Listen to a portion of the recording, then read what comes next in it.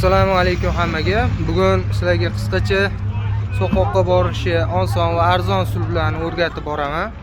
Kuzatishda davom etinglar. Mana hozir Petagiga keldik. Bu yerda taksilar 7000 ekan, Damazlar 5000 so'm ekan. Yo'l davomida kuzatishda davom etinglar. Xudo xolasa so'qoqqa yetib keldik. Manzaraga endi o'zingizlar baho berasizlar.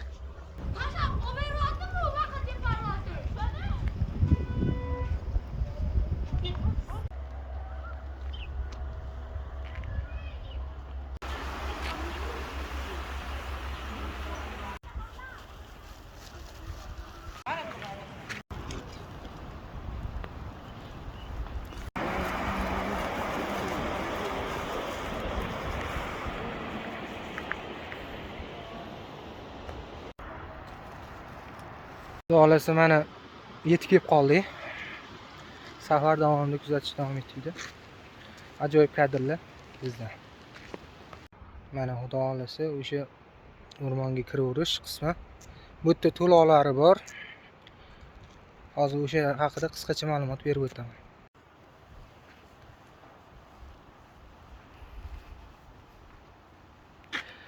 Xo'sh, onlayn to'lov qilish ham iloji bor ekan.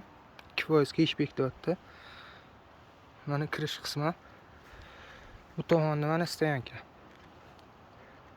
Xo'sh, bu yerga kirish narxi 18750 so'm ekan. Maktab o'quvchilari va studentlarga 50% chegirmasi bor. Ana o'tgan safardagi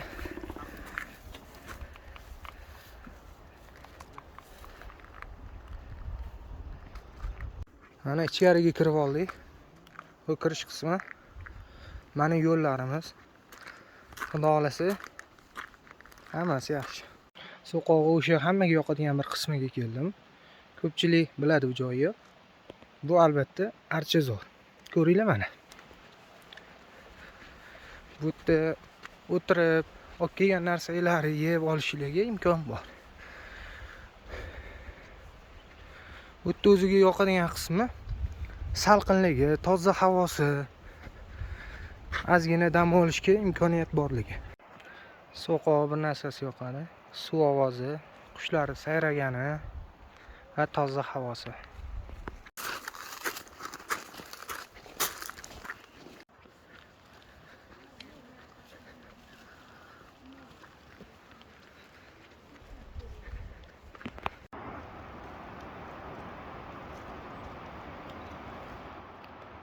So'qoq o'rmonini Urizor degan joyga yetib keldik. Tepa qismida. Bu yerdan Chashmaga, bu tomonda g'or bor. Shu yerdan tarmoqlanadi va tepaga chiqib ketishga ham ba'zi joylarga yo'l bor. Past tomonimizda So'qoq sharsharasi. So'qoq qishlog'ini tepadan ko'rinishi. Bu tomonda mana shahar.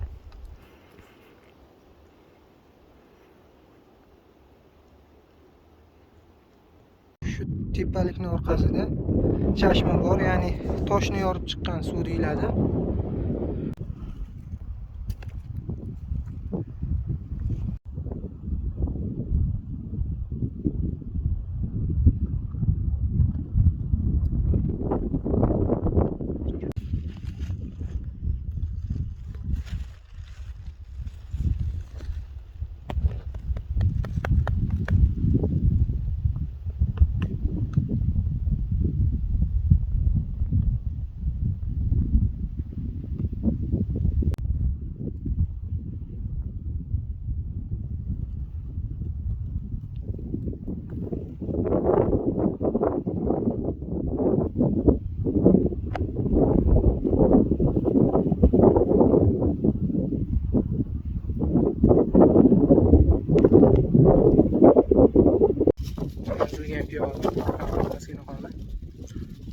Betga mana manzar, tabiatni ko'ringlar. Shu cho'qqiga chiqmoqchiman, xudo xolasa, ozgina qoldi. Mana shu lola Qizil kitobga kiritilgan targ'il lola hisoblanadi. Hozir turgan joyimiz dengiz sathidan 1800 metr balandlik atrofida biza.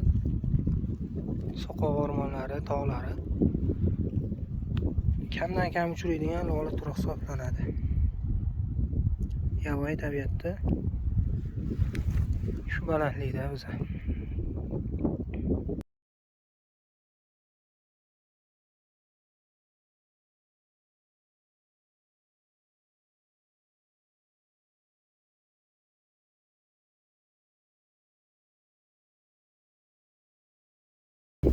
O'rtoqlar, bu manzarani qayerdan topasalar? Shveysariya. Avval O'zbekistonning Shveysariyasiga kelib olinglar. Ajoyib tarzda manzara, shamol, tabiat, bulutlar. Buni bilgan biladi, bilmagan o'zi biladi. Oho, buni manzara deydi.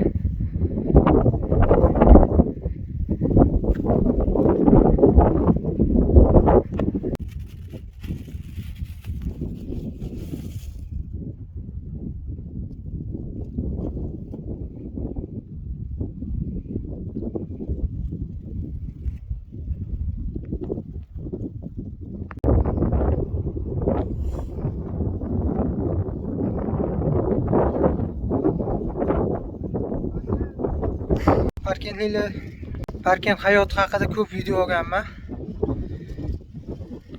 Parkentni Instagram yurg'izadigan ko'p blogerlar xuddi mana shu ko'rinishda olgan videoyimni qo'yishgan. O'zingizlar bir baho beringlar, qanaqa ko'rinar ekan.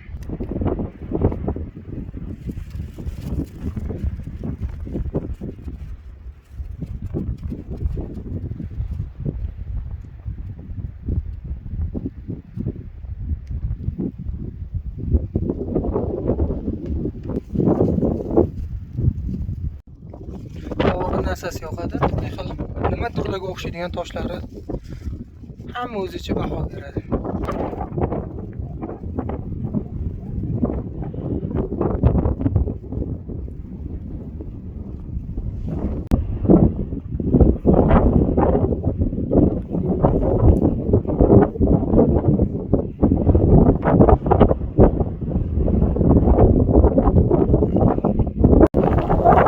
Mahalliy aholi biladigan o'sha odam tosh archani arasida.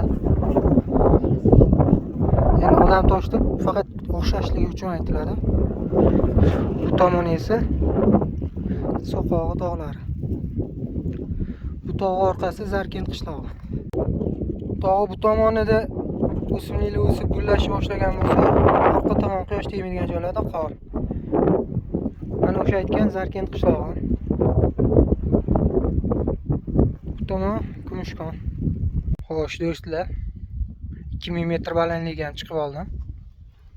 Eng qiziq joyi 2000 metr balandlikda o'sha qizil kitobga kiritilgan Targ'il lola. Bu tomonda mana Odamtosh, bu tog' orqasida Zarkent qishlog'i.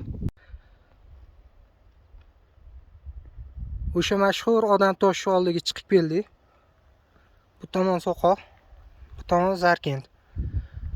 Bu toshlarning o'ziga xosligi shundaki, 3 ta xarsang tosh bir-birining ustiga joylashib olgan. Atrofda deyarli bundan baland tepalik tog'lar yo'q. Shunda ham Xudoning xohishi bilan shu ko'rinishga ega bo'lgan.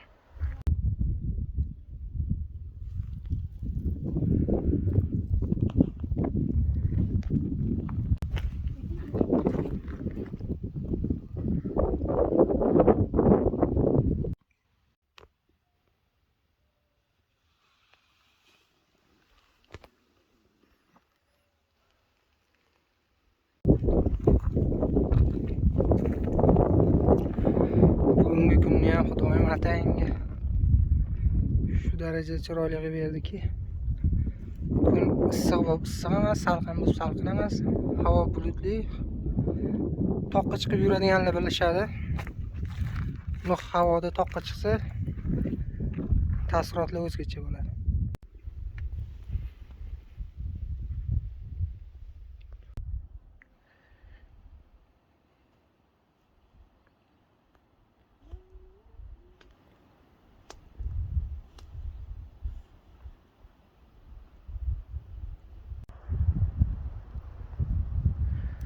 Ajoyib manzillar. Lekin chiqib olgan joyim ham hayratlanarli darajada balandlik. Yo'l ham pashti yo'q desa bo'ladi. Eng qizig'i ajoyib yangilik. Bu jayrani tikonlaridan deb o'ylayaptim. Mana ko'rinishi ingichka yo'l. Bilganlar aytib o'rsin, nimaniki o'zi asli.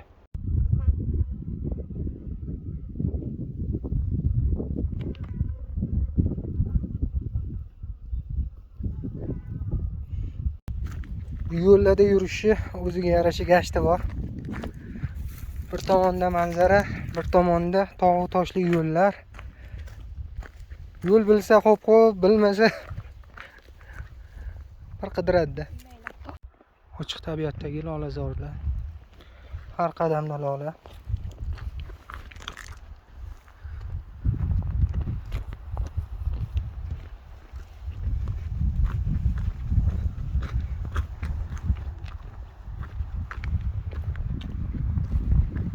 Chiroyi faqat ko'z bilan ko'rish kerak bo'ldi. Hozirda Chashmani oldidaman. Yomg'irgarchilik kam bo'lgani uchunmi suv chashmadan chiqmoqda. Faqat pastdagi doimiy suv chiqib turadigan joyda bor. Vosh. Bor ahvolda tog' eng yuqori cho'qqilaridan tushib keldim. Bugungi safarim o'z nihoyasiga yetdi. Hammaga kelishni tavsiya qilib qolaman. Faqat ishonchli va doim yoningizda yordamlashib yuradigan sherikman kelingda. Tashlab ketmasin tag'am yarim yo'lda. Qaytishda O'zbekistonni rivojlantirgan transport vositalari ona balasi.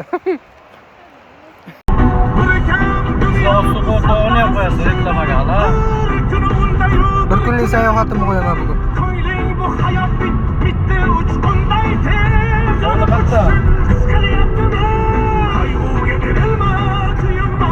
Ben o'zim parkingdayman.